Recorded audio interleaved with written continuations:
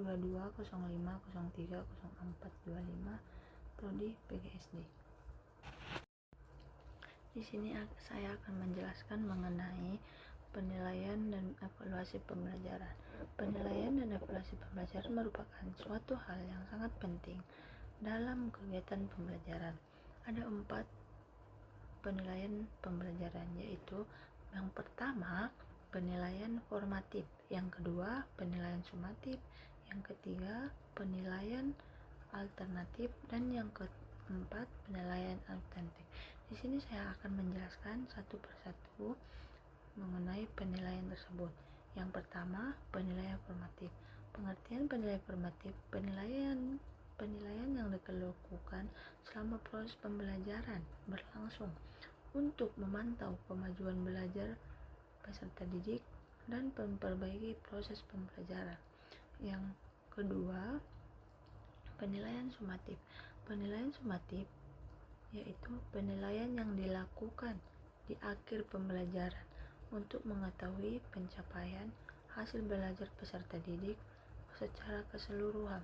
Yang ketiga, penilaian alternatif. Penilaian alternatif yaitu penilaian yang dilakukan dengan cara selain tes tulis konvensional, biasanya menilai proses dan hasil belajar secara lebih beragam. Yang keempat, penilaian autentik. Penilaian autentik yaitu penilaian yang menilai kemampuan peserta didik secara utuh atau sikap, pengetahuan, keterampilan melalui tugas mencerminkan situasi nyata. Waktu kalian 10 menit. Tulis di buku kalian. Sekarang. Baiklah, yang bisa kita ambil kesimpulan dari 4 penilaian tersebut yaitu penilaian dalam pembelajaran dilaksanakan pada waktu yang berbeda sesuai dengan tujuan penilaiannya. Penilaian formatif dilakukan selama proses pembelajaran untuk memantau kemajuan dan memperbaiki pembelajaran. Yang kedua, penilaian sumatif dilaksanakan di akhir pembelajaran untuk mengetahui capaian hasil belajar peserta didik.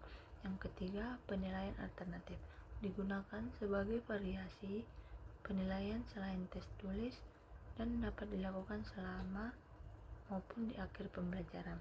Dan yang terakhir, penilaian autentik dilaksanakan secara berkelanjutan sepanjang proses pembelajaran untuk menilai kemampuan peserta didik secara utuh dalam konteks nyata.